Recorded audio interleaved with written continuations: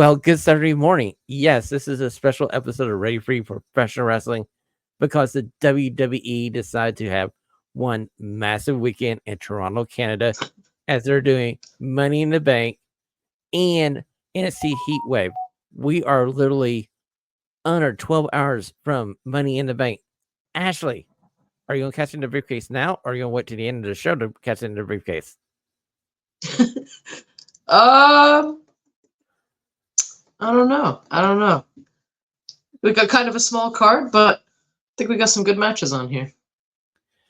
You know, it's funny because we're coming off AEW Forbidden Door where we had 16 matches, and you look at these two cards coming up this weekend.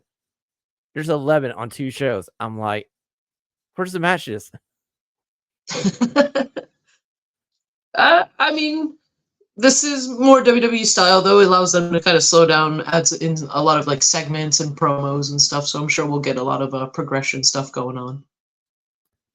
Well, my first question for you, Ashley, is they're doing a 2-hour preview, 2-hour pre-show going into Money in the Bank. It starts at 5 p.m. today. Why do we need a 2-hour preview for a 5-card show?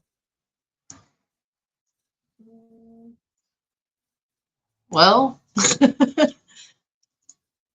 I'm not sure. Seems a bit long. I mean, maybe they're planning for something special, so. Maybe they'll throw on a last-minute match during the pre-show to give you a 6 match for Money in the Bank. We'll just have to wait and see.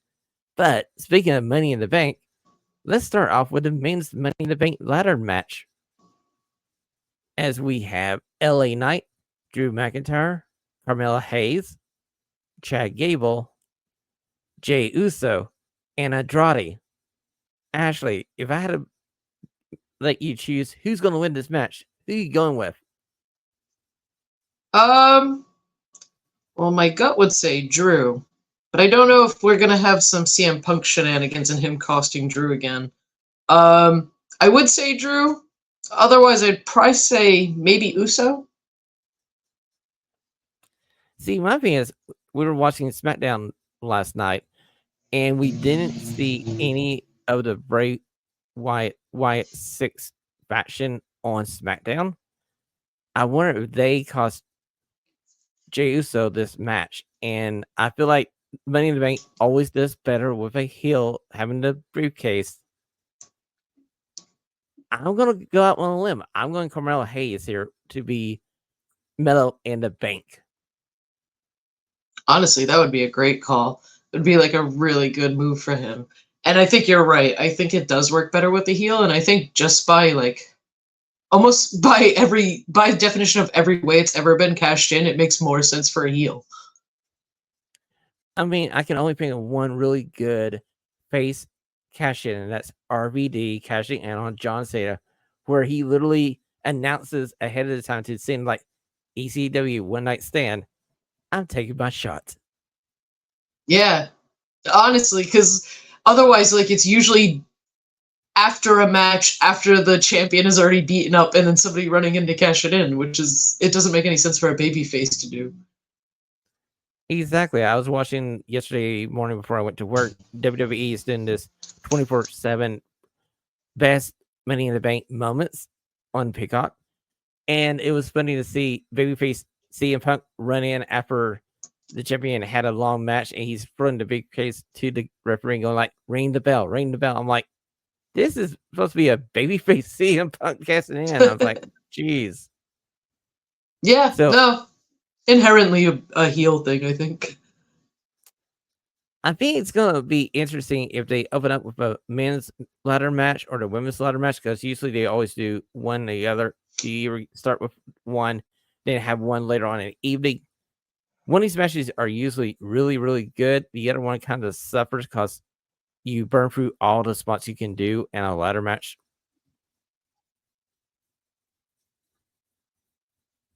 That's true. I mean, there is only so much you can do with a ladder. Well, we're going to go ahead and knock out the other Money in the Bank title shot here, as we have the women's. We have Io Sky, Lara Vacuria, Tiffany Stratton, Naomi, Zoe Stark, and every Canadian's favorite daughter, Chelsea freaking Green. So, Ashley, are we going to get canceled by Canada if we don't take Chelsea Green to win this match? Probably. Which is good, because I was going to take her. Yeah, I can see this going onto Chelsea. And remember, like last month, Piper Niven had that chance for the title, and we're thinking it would be good to see those two ladies with that singles title, and you can tell the story of they're kind of joint champions, and Chelsea is being delusional, being the champion. I didn't think we'd get to the point where Chelsea would have the title shot, and Piper's going to be the one to have her cash in this Money in the Bank title shot. I think it could work. I mean, Chelsea's been doing some great work. She's gotten herself super over the past couple of months, and I think she definitely deserves this. And I think the pop she'll get will be great. Exactly. I feel like this almost writes itself here since it is in Toronto, Canada. But if I had to go with my heart is saying Tiffany Stratton should be Tiffany time. But I'm kind of with you. I'm going to pick Chelsea Green to actually somehow, some way, luck into having that briefcase land on her, and she looks up like, "I found this. I won." We have seen some similar type things in wrestling before. Okay, so we're moving on to the third match here for Money in the Bank, and we're earlier in the show about the men's Money in the Bank ladder match. I think if we have the championship match between Damian Priest and Seth Rollins sometime before the men's match, it may tip the hand on who wins the men's Money in the Bank contract. Because I feel like if you get it on Seth, it's going to be maybe Drew. But if Damian keeps it, it could be a babyface. Yeah, definitely. Because I'm kind of on the fence about who I think is actually going to win that match too. Now, the added stipulation to this match is if Seth Rollins can't win this title off of Damian Priest here tonight, he cannot challenge Damian Priest for this title so long as Damian Priest is the world champion. On the flip side of this, if Damian Priest somehow loses this match, he has to leave the Judgment Day. Both big stipulations, especially with how Very well the true. Judgment Day has been. Well, sort of, with kind of Liv Morgan infiltrating them, but I got a feeling Liv might pop up here and try to help Damian, try to win Damian over, but in somehow, some way, it doesn't go according to our plan. And this is how we get Damian Priest away from the Judgment Day, and he completes his babyface turn. And we have Seth Rollins as your world champion heading into SummerSlam in Bash in Berlin, where I want to see Gunther versus Seth Rollins. I want to see this match sometime this summer. honestly, that sounds pretty solid coming out of that. I could definitely see them going that route. So yes, I'm taking Seth Rollins to win this match, so we can just go ahead and pencil this in with Gunther and Seth in Berlin. Let's go ahead, pencil it in, please. There you go. Okay, so the match I'm looking forward to the most here, it's the new bloodline, and we don't know the three members who will face Cody Rhodes, Kevin Owens, and Randy Orton, but we do want to pause here for a second and wish a speedy recovery for Kevin Owens' mother, who we found out last night on SmackDown. She's in the hospital. Kevin Owens didn't say exactly what's going on, but said that she's fighting a good fight. So we just want to send out all the good thoughts we can. Absolutely. Now, this match,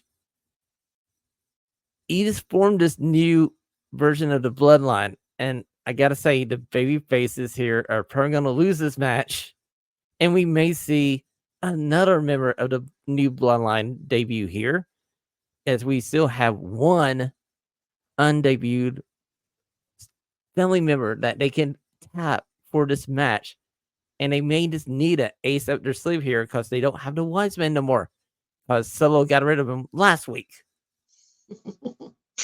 Yeah, and I think this would probably be the most logical spot to debut him. They gotta put Jacob in this match though. He's got to be one of the three for sure. He needs to be because I want to see him fly off something onto the announce table and take Cody or Randy or Kevin out of this match.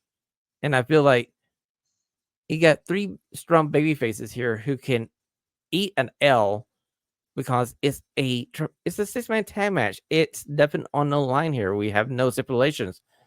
And maybe we see whoever pins Cody, if Cody gets pinned in this match tonight, maybe that's who faces Cody at SummerSlam. Yeah, I could definitely see that happening. And if they do decide to debut somebody like Hikuleu, I mean, like you said, like these are three baby faces who could eat a loss, and it's not really going to, knock their stock down any.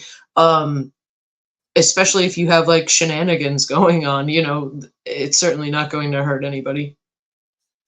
Exactly. So I do believe we're both picking the new bloodline to win this match here as we head on to SummerSlam.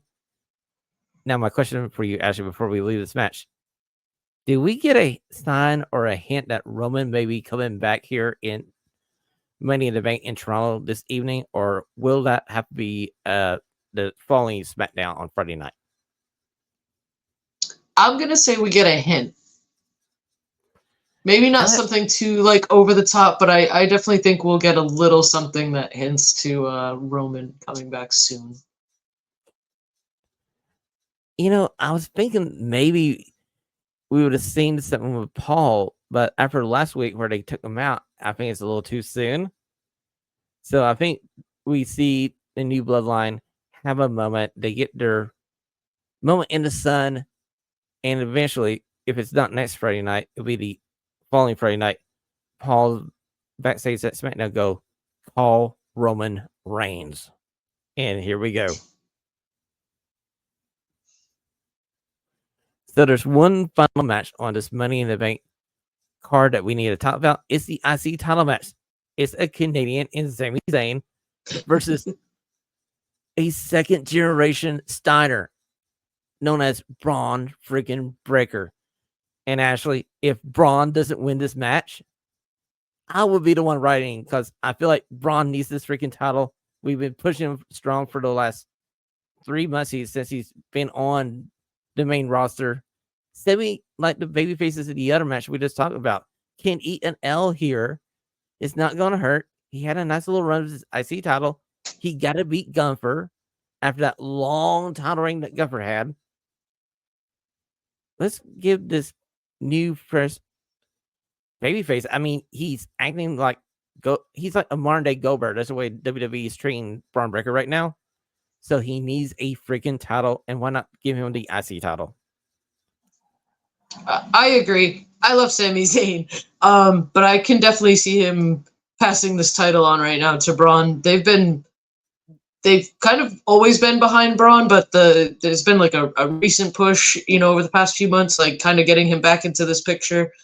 And title reigns don't all need to be a year. They can be a couple months, and that's perfectly fine. And like you said, he won it at WrestleMania. We're in the summer. It's a good reign, and then move Braun on to some bigger and better things. Exactly. And who knows? We need a challenger for the title on Monday Night Raw. Sami Zayn can move on to maybe battling Seth Rollins. Could be battling Gunther for that world title on Monday Night Raw. And we have Braun Breaker holding that IC title. And we get a whole new set of matches that we could have for the IC title with a new champion. Absolutely. It seems the way to go for sure. If they don't do something like putting like Carmelo over in the ladder match, I think putting that title on Braun Breaker is like a nice way to kind of even out some kind of veterans getting some wins and some of these new up and coming guys getting wins. Exactly, because I feel like this Money in the Bank show we have this evening there's some opportunities to push some younger talent to help advance younger talent to replace some veteran talent that may want to take some time off. And this is the perfect opportunity to do that, as we did see it back on Forbidden Door or in New Japan. Hint, hint, wink, wink, New Japan Pro Wrestling. Yeah, kind of super hint New Japan Pro Wrestling. So overall, for this Money in the Bank card, Ashley, how excited are you on a scale of 1 to 5? I'm pretty excited for this one. This title match is going to be insane. To me personally, there's not a bad match on this card. There's 5 matches. All of these could easily be a match of the night. If I had to pick a match of the night, I'm going to take the women's ladder match because they always seem to want to be pushing the envelope and trying to raise that bar and go like, guys, try to follow this. So I'm going to take the women's Money in the Bank ladder match as my potential match of the night. I think I will pick. Aside from that, I think even Sammy and Braun has a really good chance to kind of take that spot. I know it's kind of like a singles match that maybe not as highly regarded on the card, but if they're really willing to push Braun Breaker, I think they could do something really special with it. Exactly. We get to see Braun Breaker go into the deep water. Because most of his matches on Raw so far has been between 3 to about 8 minutes. We haven't seen him on the main roster go 12, 15, 20 minutes. And Sami Zayn is a perfect person to lead him to a damn good match. And they can go 20 minutes. And I've got a feeling Breaker's just ready to show the world that, yeah, I can do some professional wrestling. I don't have to do a short, quick match. I can do this thing that is expected of a Intercontinental Champion, the workhorse title. Yeah, and it certainly seems like he has the ability. I mean, he's built. We know at least how good he is. We, like you said, in short bursts. Let's give him something a little longer and see if he can carry it, because he's certainly got the look and seemingly the tools behind him. Exactly. If you went to your lab and created the prototypical professional wrestler, what comes out is Braun freaking Breaker. So that is the Money in the Bank preview here on Radio Free Professional Wrestling. So let's move on to Sunday night as we go over to NXT Heatwave. And the first match that we're going to talk about on NXT Heatwave, I'm going to the North American title match. If you haven't seen Oba Fleming wrestle yet, you need to. And he has a perfect babyface here in Wesley. And I know Wesley wants to get his North American title back. But Wes, I'm sorry, my friend. I'm looking forward to you reuniting with the wrestlers here in TNA/NXT and do some stuff over the summer. But Oba Fleming is going to be a future world champion, and it's too soon to take this North American title off of Oba Fleming. Give me the big Nigerian to retain here. Yeah, I hope they do it decisively too. I think this is going to be a heck of a match because I feel like Wesley is going to bounce all over Oba Fleming. I feel like Oba Fleming is so freaking strong. I got a feeling that we're going to see Oba Fleming basically treat Wesley like Gumby and stretch him every possible way and just powerbomb the heck out of him. It's going to be a decisive, powerful statement by the North American champion. So let's go over. We're going to do the women's North American title match as Kiana Jordan is facing Soruka. This is her first title defense. And this, I got to say, we had an opportunity here to have Ariana Grace versus Jordan for this title. And I got a feeling they didn't want to have a Canadian versus this young babyface in Toronto for the simple fact that Toronto would have flipped this around and Ariana Grace would have been the babyface. They would have been cheering for Ariana to win this title. So they had Soruka beat Ariana a week ago to have this number 1 title shot. So this should be an interesting match. Soruka has a heck of a finisher. If you haven't seen Soruka's work yet, you need to. I feel like she's a future star here. Actually, both these ladies are future stars. NXT's women's division is one of the best women's division of young talent you'll ever see. But I'm going with the champion to retain here. How about you, Ashley? Same. I think it would be a little strange to take it off her in her first defense, but as you said, like Saruka is insanely athletic, like unbelievably so. I'm still trying to wrap my head around how she does her finisher because to me it defies physics. And I'm like, she's so freaking athletic. Both these ladies have a bright future, and I feel like this is going to be a fun babyface versus babyface title match. And sometimes you need to have this type of match where you don't need a heel babyface. You can have two babyfaces going after a title, and you have mutual respect at the end of the show. Yeah, absolutely. Something like that would be perfect, and it's not going to hurt either. Like it's not going to hurt Saruka. It's even if she lost, I don't think it would hurt Kaylani either. But I don't see her losing in her first defense at all. I don't either. Let's go over to the NXT Tag Team title match. We got Chase U versus Axiom and Nathan Fraser. I get a feeling this title is going to go back to Chase U, and I'm kind of fearing that they're going to break up this fun superhero themed tag team in Axiom and Fraser, and they're going to feud with each other after they lose the titles here. So I'm saying Chase U gets her titles here again to be a 2-time NXT Tag Team Champion. I could definitely see that. But Axiom and Fraser going 1-on-1 could be fun too. I've been enjoying this tag team title run they had here because these guys meshed so well as a tag team. But as we've seen the last couple of weeks on NXT, Fraser has had his eyes elsewhere and hasn't always been on the same page as Axiom. And dude, if you haven't seen NXT UK, these two guys were there for a moment. They both can freaking go. And a heel Nathan Fraser versus Axiom could be a fun feud going into the summer for NXT. Yeah, agreed.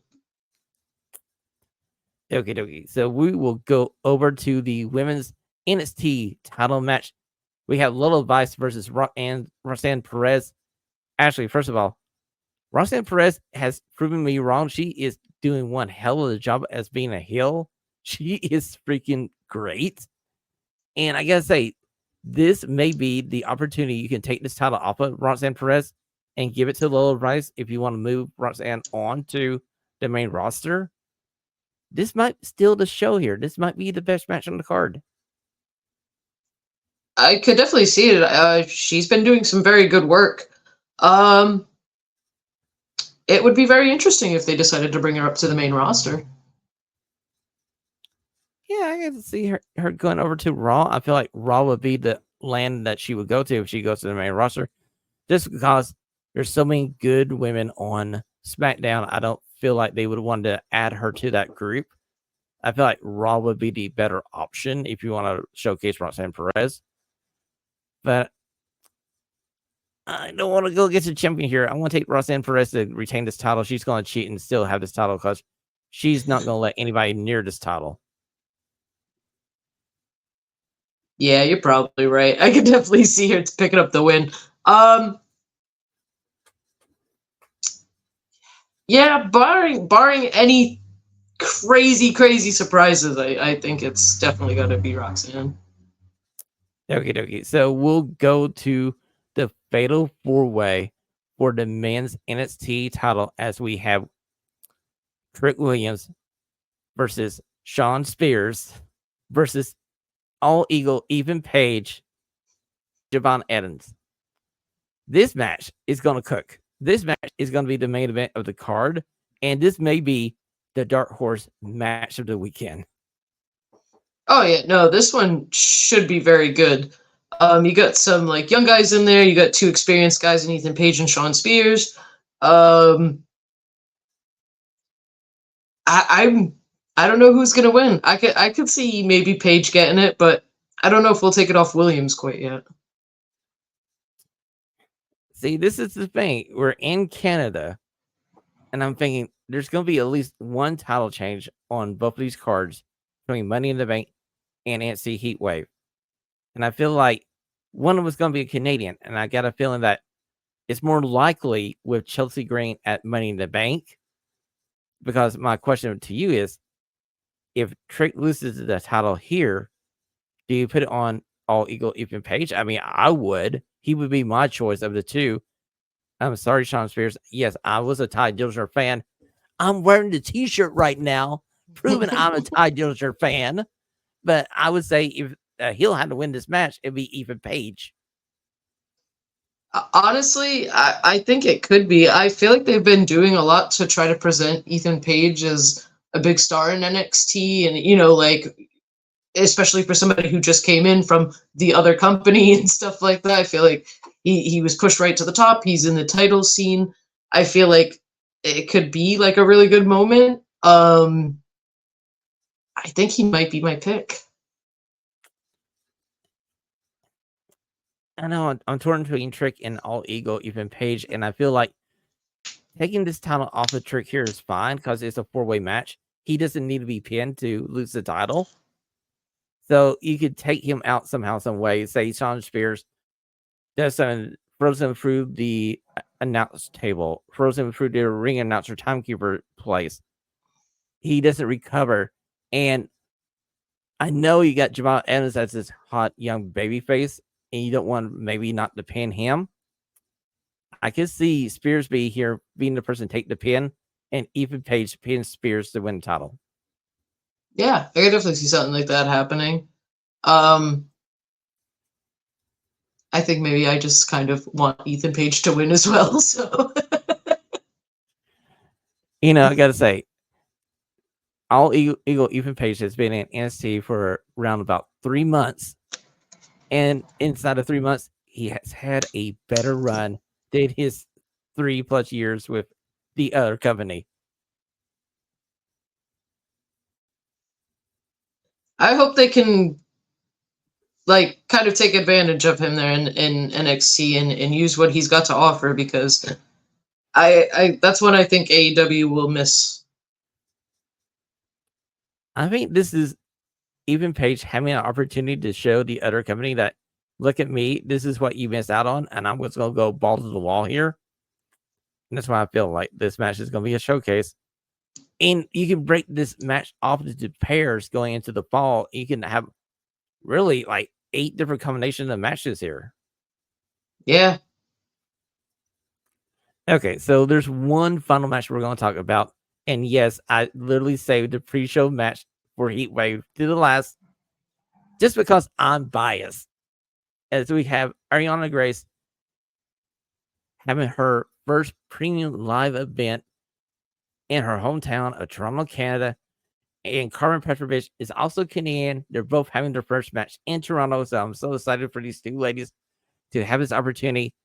And they're facing JC James and Jasmine Nix. I got to say, I want to see Ariana have the win here. But the other two ladies, and Jasmine and JC James, they've been hanging around Fallon Henley for a bit. And I felt like they're forming a faction. I got a feeling Fallon Henley might cost Ariana and Petrovich this match here, and we don't have that opening match for Heatwave going for Team Canada. Tell me I'm wrong or not. No, I think that's probably right. I think they might form like a trio afterward. Yeah, I get my fingers crossed for Ariana to win this match. I want her to have a great showing here in Toronto. Fingers crossed. See, fingers crossed. But you know what? Heck with it. I'm taking Ariana. I'm taking Team Canada to win this match, even though I just laid out a perfect idea for the Hills in this match to win. So overall, on NXT Heatwave, if I had to ask you which match would be your match of the night, the one you're looking forward to the most, which one are you taking?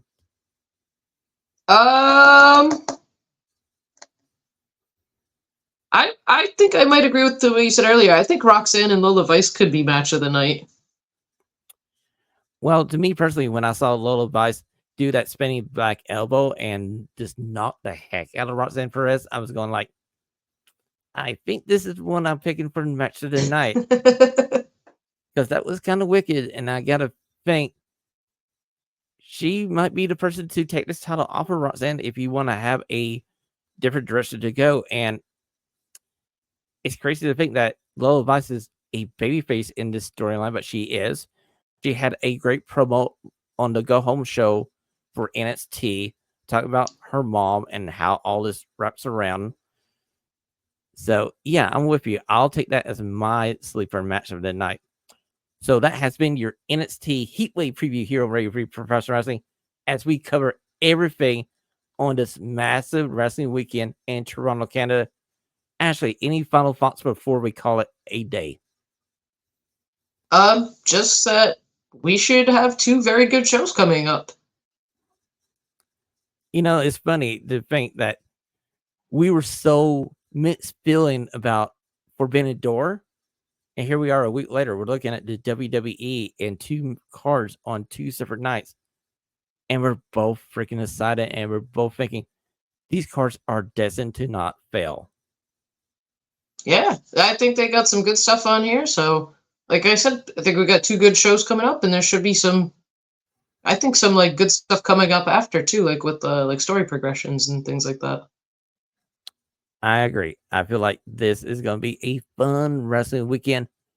We'll be back here on Tuesdays to wrap everything up. So, Ashlee, before then, where can we find you on the Super Information Superhighway? I'm usually on Twitter. It's at groovy_ash_, and then there's a ton of other socials you can find there. You can always follow the show on Twitter at RadioFreePW, or you can go over to www.radiofreeprowrestling.com to catch up on all of the previous episodes of Radio Free Professional Wrestling. And if you have liked this video presentation of the podcast, hit that like button, subscribe so you don't miss an episode of Radio Free Professional Wrestling. And Ashlee, put that briefcase down. Wait, why is Kimmy Soko wearing a referee shirt? I feel like I'm getting cashed in on.